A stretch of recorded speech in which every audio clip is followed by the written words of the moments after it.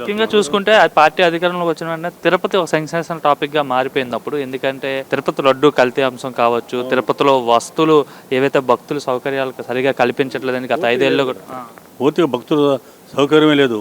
అంతా వాళ్ళు ఒక వ్యక్తి సామ్రాజ్యం అయిపోయింది. అప్పుడు వాళ్ళ మనుషులుగా ఉన్నవాళ్ళే టికెట్లు అన్నీ ఒక ఎమ్మెల్యే కానీ మంత్రి కానీ బోర్డు చైర్మన్లు కానీ బోర్డు మెంబర్లు కానీ అందరూ వన్ సైడ్గా ఇది చేసుకునేవాళ్ళు. అందువల్ల అసలు మామూలు ప్రజల్ని పట్టుకునేది. ఇప్పుడు వచ్చిన గవర్నమెంట్ వచ్చిన చూడండి, లోకల్ వాళ్ళకు అందరికీ సర్వదర్శనం ఇవ్వడం, ఒక అజిటేషన్ అప్పుడు చింతామోహన్ గారు పెట్టి కొట్లాడి ఒక ఇదేదో చేశాడు. ఆ తర్వాత ఎవరు పట్టించుకుని దాఖలా లేదు. ఇప్పుడు చాలా ఆనందంగా ఉన్న చుట్టుపక్కల మండలంలో అందరూ కూడా ఎమ్మెల్యేలంతా కూడా బాగా గట్టిగా కృషి చేసి మన అన్ని ఏర్పాటు చేశారు. కాబట్టి ఇప్పుడు ప్రజలు చాలా ఆనందంగా ఉన్నది. కొండ విషయంలో ఇప్పుడు లడ్డు మొత్తం కూడా అంతా సిస్టమ్ క్వాలిటీలు మారినాయి. అంతా కొద్దిగా ఇటు అయినా బ్రహ్మాండంగా ఉంది. అంతా డిసిప్లిన్గా జరుగుతూ ఉంది. పెద్దవాళ్ళు కూడా అంతా కూడా సీఎం గారు కొంచెం విఐపీస్ దర్శనాలంతా కూడా తగ్గించి సామాన్య ప్రజలకు పెట్టమనేది అనేది ఆనందకరమైన విషయం.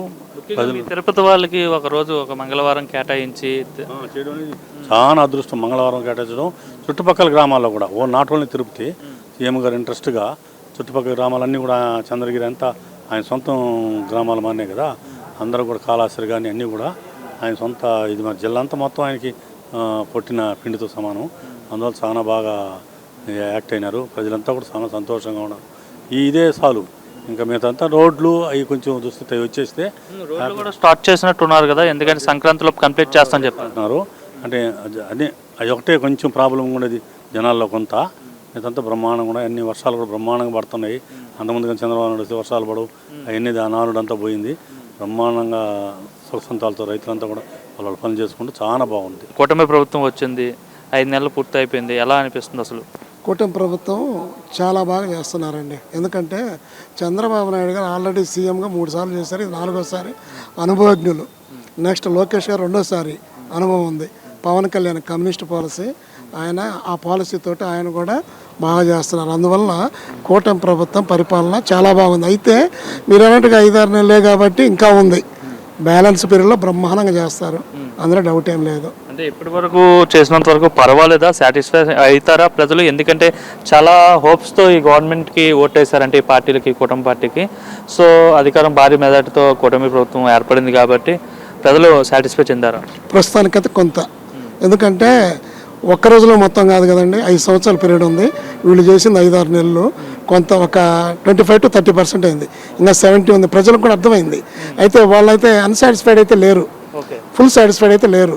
పర్వాలేదు, హోప్ ఉంది. గవర్నమెంట్ చేసేదని హోప్ ప్రజలందరిలో ఉంది. అంటే మరోపక్క అదాని కుంభకోణంకు సంబంధించి జగన్మోహన్ రెడ్డి మాట్లాడుతూ అసలు స్కామ్ ఎటువంటిది జరగలేదు, మేము చేసుకున్న ప్రభుత్వం చేసుకున్న ఒప్పందం ఏదైతే ఉందో దానివల్ల రాష్ట్రానికి చాలా లాభమే జరిగింది, మంచే జరిగింది, అందుకు గాను నాకు సన్మానం చేయాలి, అవార్డు ఇవ్వాలి, సాల్వా కప్పాలని అయితే ఆయన మాట్లాడుతున్నారు.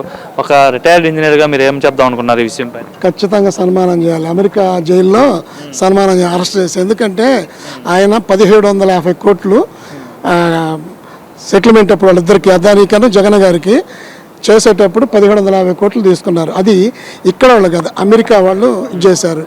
ఎఫ్ఐఆర్ అయింది, త్వరలో వెళ్తాడు. అదే ఇంకా సన్మానం. ఇప్పుడు ఒక్క ఈ పవరే కాదండి, రైస్ మొన్న ఈ మధ్య కాకినాడలో వచ్చింది కదా రైస్, రీసెంట్గా పవన్ కళ్యాణ్ గారు ఎన్ని వేల కోట్లు, దాదాపు 30-40 వేల కోట్లు.